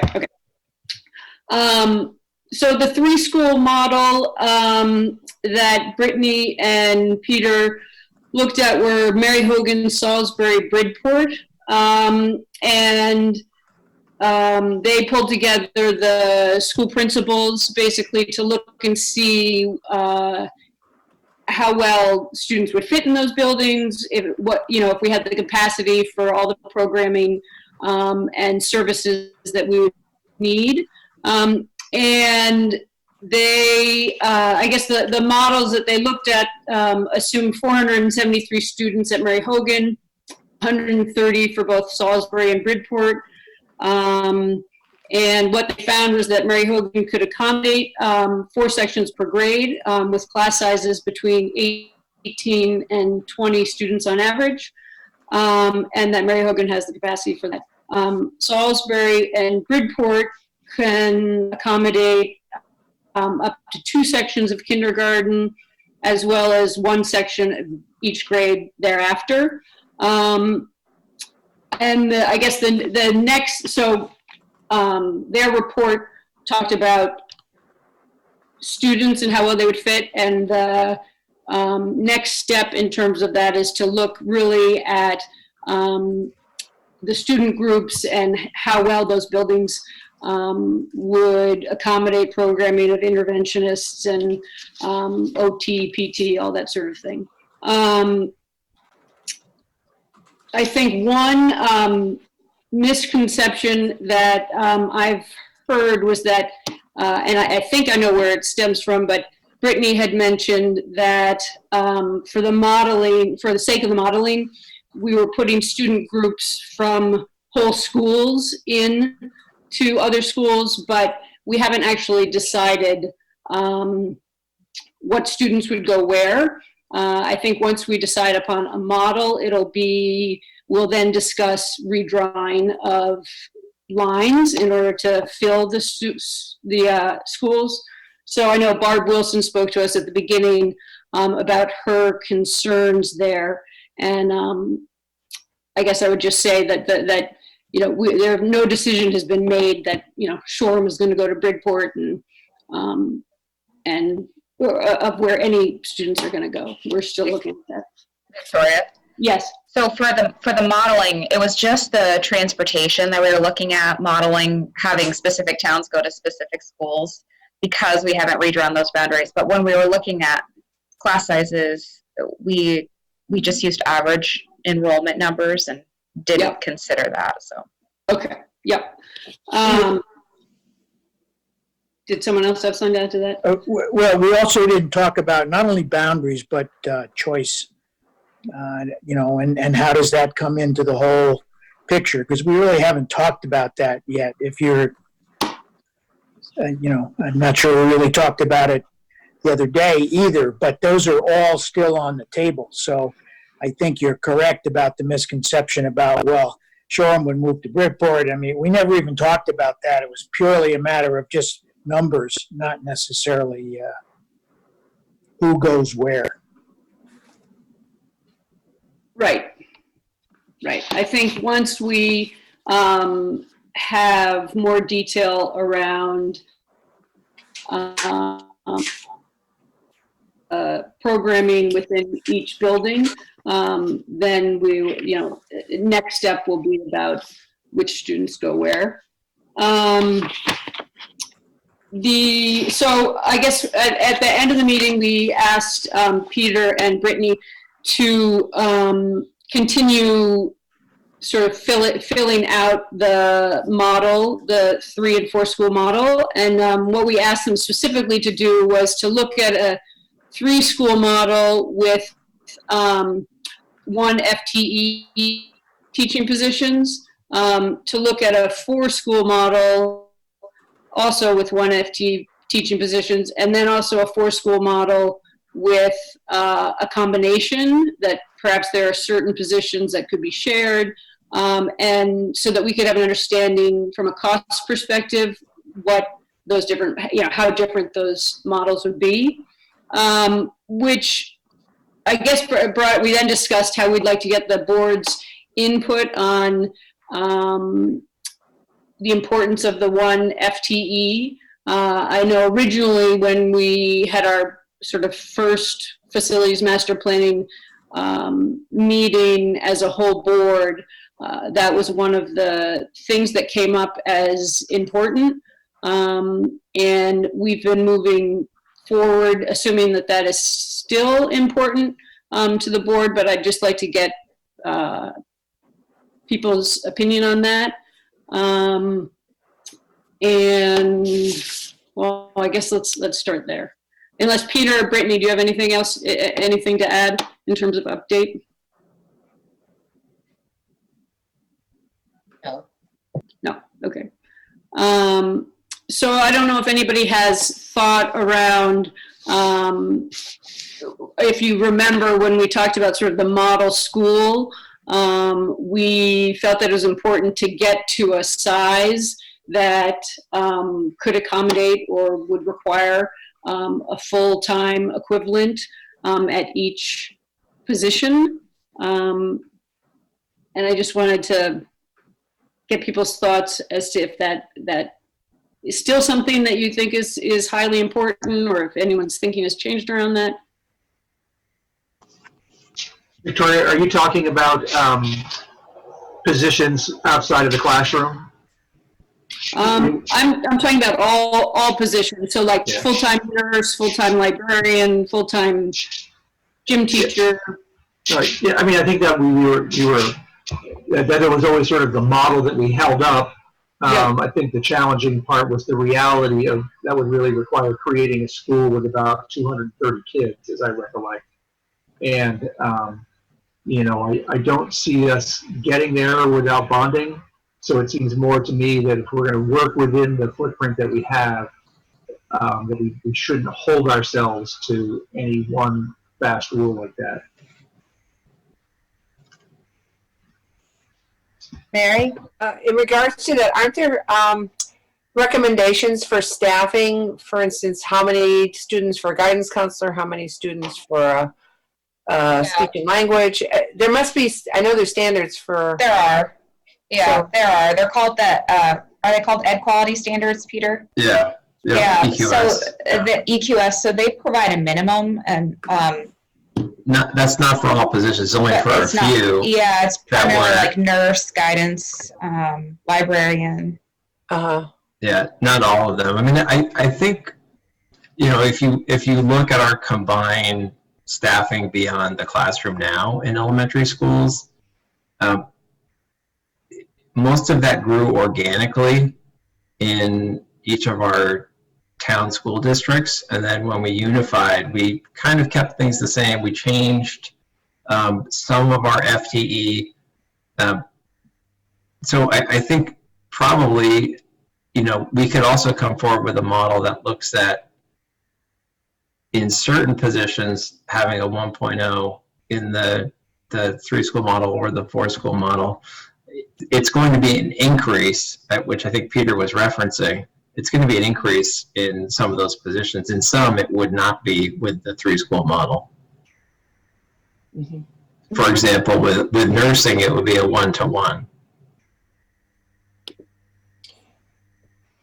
And in terms of principals, is there a recommendation for principals? How many students? I do think that there is, but I'm not sure. I think it's recommended per FTE in a school, right? Isn't it something like 10 FTE? Yeah, it's based teachers, on the educators, FTEs rather than students. Mm-hmm. Yeah, I mean, EQS, just as some background information, EQS is being talked about by the Secretary of Ed as something that needs to be revised and redone. So I know that's kind of on the AOE's radar. I don't know what their timeline is for that.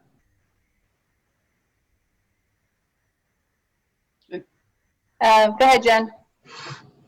My understanding of the 1 FTE was based on the administration, you know, recommending to us that that would be important, you know, for various reasons. And so I guess I would defer back to the administration, you know, based on need. So if there is a need that you're aware of for 1 FTE of a certain position, then we would need to support that, where if there's another type of a position that you feel would be okay to be a shared position, I would like to go in that direction as opposed to something from an outdated, in your opinion, guideline, or just based on, you know, wanting one to have 1 FTE. So I think let's model what the anticipated need would be. I mean, our problem isn't that we don't have enough FTE for our students or our faculty. I think the challenge is that we've got a nurse scattered across multiple buildings so that there isn't one in the building every day. And the same is true for guidance counselors. And as you know, we have our teachers scattered in partial positions so that we have mixed trade classrooms, which is, you know, has some benefits, but is not ideal based on the style of curriculum that we have embraced. And then I think the other component is that a position, an individual human's position that is scattered across 3 or 4 buildings can feel relatively unsustainable. So those are motivations for wanting to have fully intact positions within buildings. I think to Jen's point, you know, we're operating under kind of this new umbrella right now, right, with the challenges that are getting bigger, not smaller, from a fiscal perspective. And so, you know, I think getting a sense of what are our trade-offs, and let's have that informed discussion, which includes a recommendation or an understanding from our educational leaders as to how we should think about those trade-offs is important. And so I think continuing to model, as Victoria said, what it would look like with FTEs at the 3 and 4 school model, and then how would we think about a hybrid approach to that got you 4 schools, and maybe there's some benefits there that we haven't clearly articulated or know yet, but we would have to have a different approach to our FTE model. Let's see that before we make a decision. Yeah, this is also work that I think we want to engage all of our leaders on in talking through and getting a sense of where they see, you know, I mean, I think we all have hunches around what we think would be important to fund at a 1.0. I mean, I think nurse and guidance, those 2 positions come up very frequently because they're 2 support positions that when you don't have a nurse or a guidance counselor there, it tends to be the principal that takes that role, or the admin assist. Those 2 positions tend to move into those roles, and I think that can be a challenge. So I think those 2 positions, if we were going to be weighting some, I think those 2 are pretty critical. Not that the other ones aren't critical too, but just in terms from the support perspective. Right, and when you add that lens of equity, roles like that probably have a disproportionate positive effect when they are in place at FTE than other roles may. And so when we add that lens, that also helps in that consideration.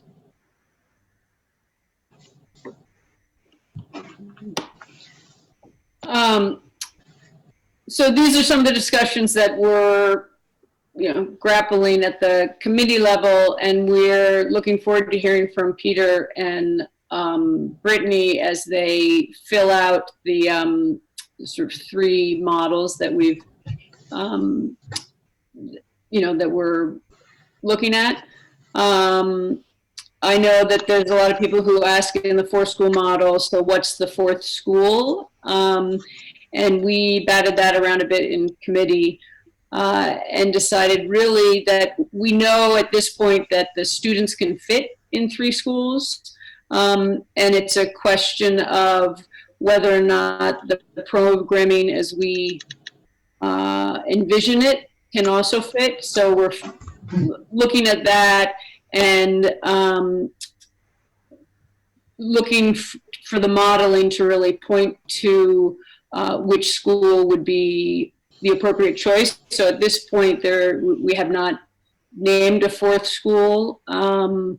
It would be a 4-school model would include the 3 schools that I've already mentioned, and then a 4th to be determined. Peter, have I missed anything? I don't think so. I think you got it. I mean, we're going to have to do this at the same time as we're trying to get the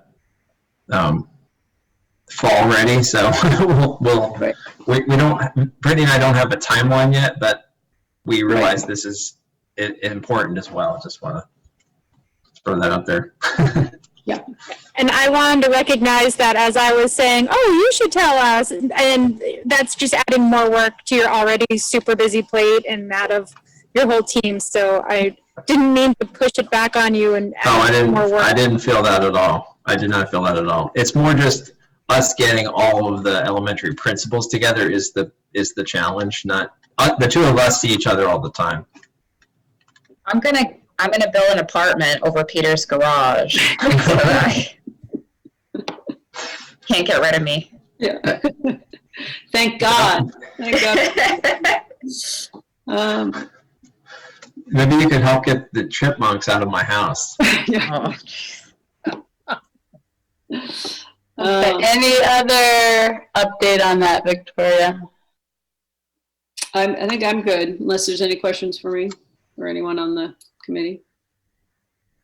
Victoria, one of the things that, and Peter B, this is moving quickly, obviously, and it's moving quickly because we have this new fact thrown at us with regards to pending financial challenges that a year ago we didn't have to be thinking about. And so what we're trying to do now is balance communication and balance community involvement and balance all of that along with very real timing concerns as we have to get this process going and decisions made, et cetera, et cetera. And so one of the things that has proven to be a challenge for me, and just in the time that I've had to be conversing with Peter, is our meetings right now are, monthly, and there's a lot happening in between that time. And when we go to 2 times a month, there's still going to be a lot happening. And I'd like to propose so that we can perhaps put an engine in place that could help Victoria and help Peter. If the chairs of each of the committees would be willing to meet at an additional cycle so that some of this stuff can start to be discussed at the committee level, that we're not then waiting for a full board meeting to happen 4 weeks later. So I don't know how folks feel about that. It's another meeting for the chairs of the committees, but I just feel like we need to have an engine that's in place that might be able to ensure that we're meeting the needs of the public as well as meeting our responsibilities. I'd love to get people's thoughts on that. Amy? As the chair of the engagement committee, which is really also becoming communications, I see that actually as a really critical point of connection so that I can be cycling in the conversations with my committee in a more timely fashion where we're not reacting, we're co-planning.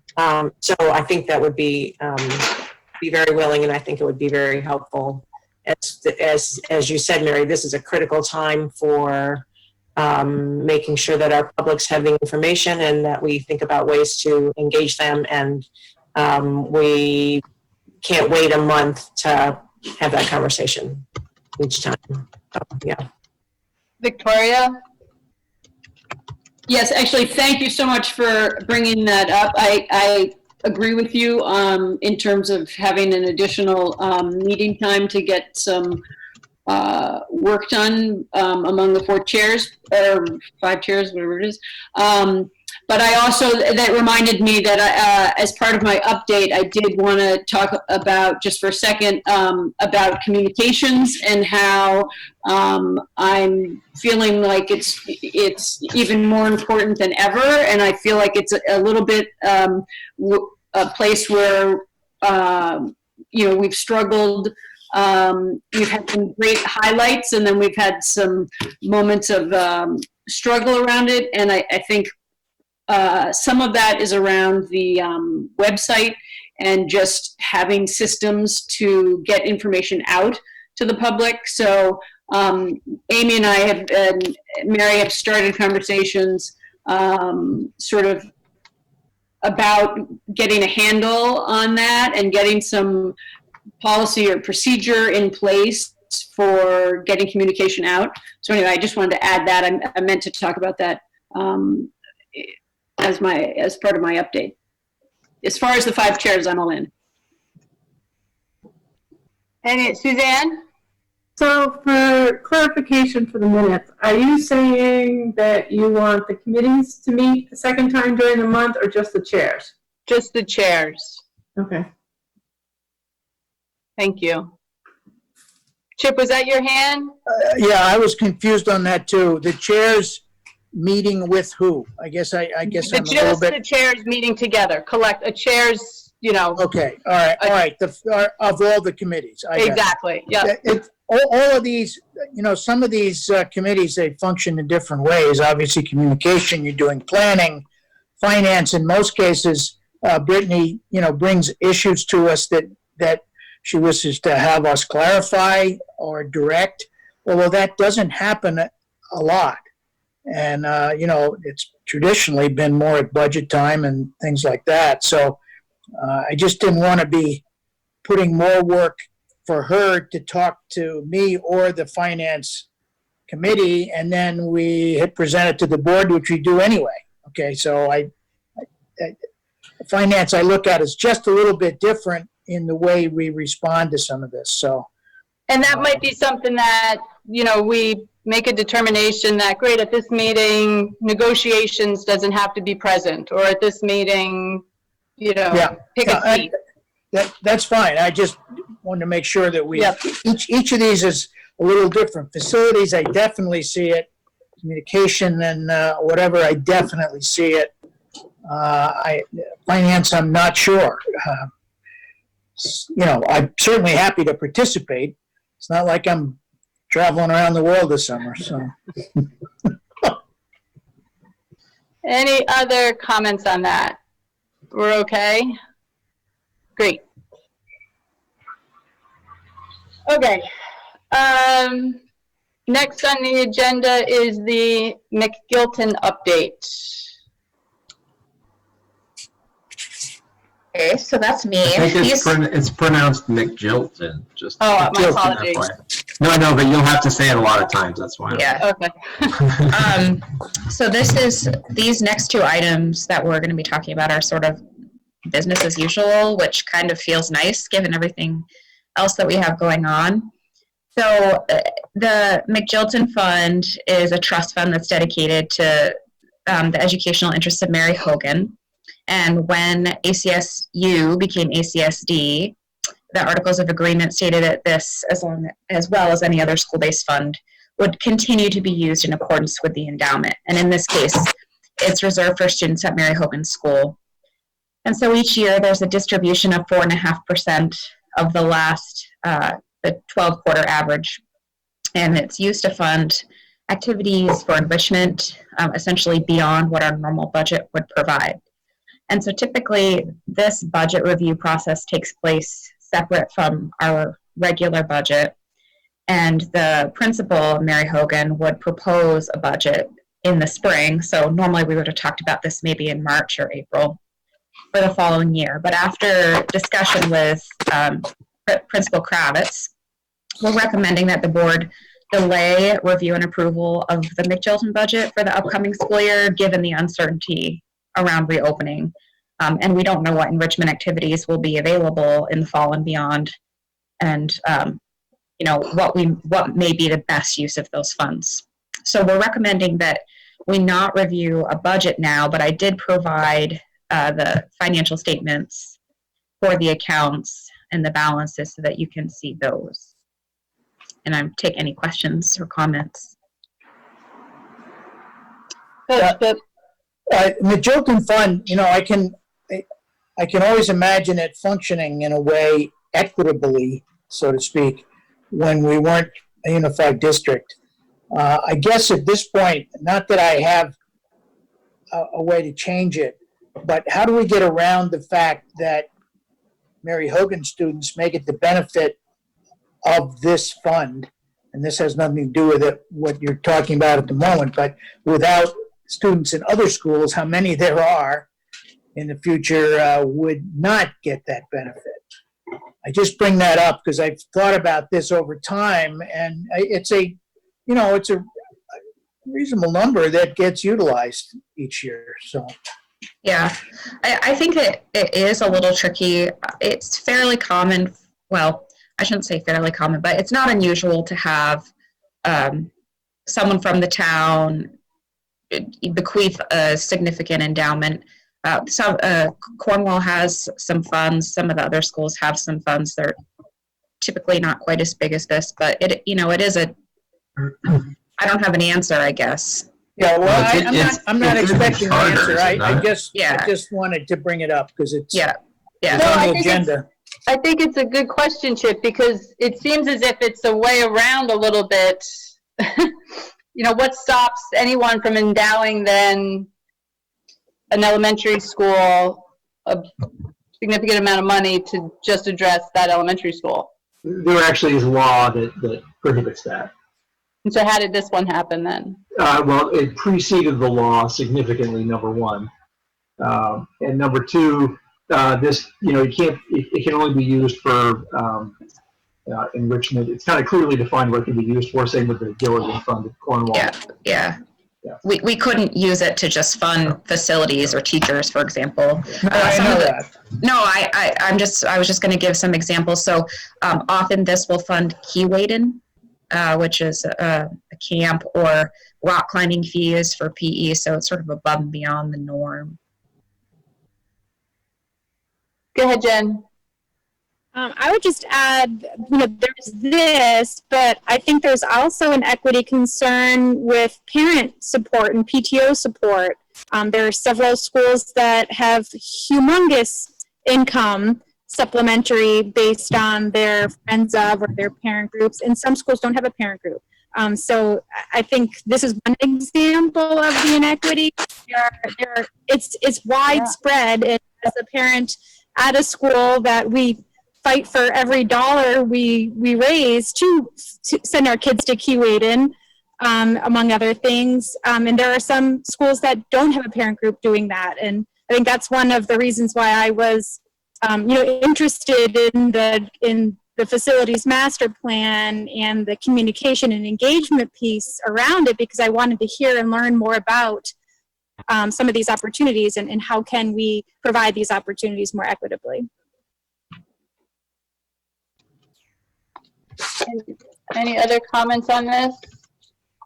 I would say just back to the question at hand, I think it seems perfectly reasonable to not vote on a specific budget for the Mcgilton Fund at this moment, but rather wait and see how the year opens and plays out. Agreed. Great, thank you. Great.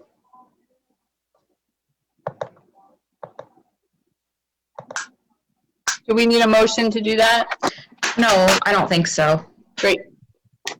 And then next was you as well, correct, Brittany? Yes. So this is our tax anticipation note. It'll work a little differently this time if it's approved. So normally we would bring paper documents and have them sent at the board meeting. But if the board approves the tax anticipation note, the documents will be sent electronically to the parties that need to sign, which will primarily be Mary, Suzanne, and the treasurer. So the tax anticipation note is basically a short-term borrowing line of credit that we take out each year. And we typically have to borrow on this, maybe in August, maybe again in February, when we're sort of waiting for tax revenue from the towns and then education fund payments from the state. So we used a lot actually this year, much more than in the past, and that was primarily a result of Middlebury changing its tax collection schedule. But I understand that they're going back to the more frequent schedule in the coming year, which is helpful, and yet I decided that it was unwise to decrease the amount that we're asking for. So we're asking for about $4.9 million at a 1.7% interest rate. We only incur interest on what we draw, so if we don't need to draw it, we don't. and we repay it as soon as it's available, so we don't wait until the end of the year. You know, in years past, we've spent less than $6,000 on short-term interest. It'll be higher this year because of how much we had to draw, but I'm anticipating that it will be a similar, you know, around $5,000 or $6,000 if we can keep the amount that we have to draw down. Victoria? Yeah, Brittany, can you just speak to it? You had said that last year was a little bit unusually high, but then this year is a bit over last year, and I'm just wondering what's, you know, what the cause of that is. Okay, so in FY19, we drew, I think it was 1.7 million total for the full year. But for FY20, we drew 4 million. And that's because Middlebury moved from I have to look if it was 4 to 3 or 3 to 2. You can probably tell me. 3 to 2. 3 to 2. So they collected taxes only twice. So there was, you know, like a month and a half late. It wasn't late because it was collected at a different time, but we didn't receive. And that town of Middlebury is our largest source of tax revenue in terms of dollars. So it led to some cash flow issues for us. It's all about cash. It's not about fund balance or revenue.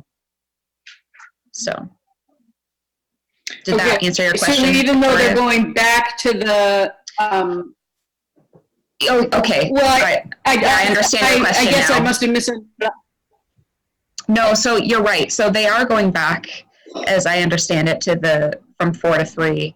But just with everything going on, with the potential to have to, due to COVID, to have to shell out some pretty significant upfront expenditures, I just felt it was wise to keep that number high, and it doesn't hurt us to have it high, because if we don't draw, we don't incur the interest. So I'd rather have it and not need it than need it and not have it.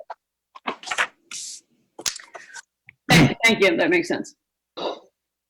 Any other questions for Brittany on this one? I'll go ahead and move that we approve a $4,939,076 operating line of credit from the National Bank of Middlebury, due no later than June 30th, 2021, at an interest rate of 1.7%, and authorize the treasurer, business manager, and assistant business manager to borrow against the line of credit as needed on behalf of the board. I second that. Great. Any further discussion? All those in favor? Aye. Aye. Any opposed? Great. So moved. I'm so happy that you used my suggested motion. Yes, it was. Super. Ask and you shall receive. Peter beat me to it there. It's all right. So now we are going to move into executive session. Peter C., remind me, do we need a motion to move into executive session? We do. So I'll move that we go into executive session for the purposes of discussing negotiations, a real estate contract, and a student disciplinary issue. Second. Great. Suzanne, second. All those in favor? Aye. Aye. Also, go ahead, Peter. Just one thing to add. When I finalized the agenda, I had action for the Ripton salt sheds out of the executive session. When I just looked at board packet, it looks like that was pushed up into executive session, not as an action item. I would still suggest, given the timing and the fact that we talked about this in open session in the last meeting, that the board does come out of executive session to take action on that. Great. We will do that. Super. So let's go into executive session. That would mean we say goodbye to our attendees here. Yes.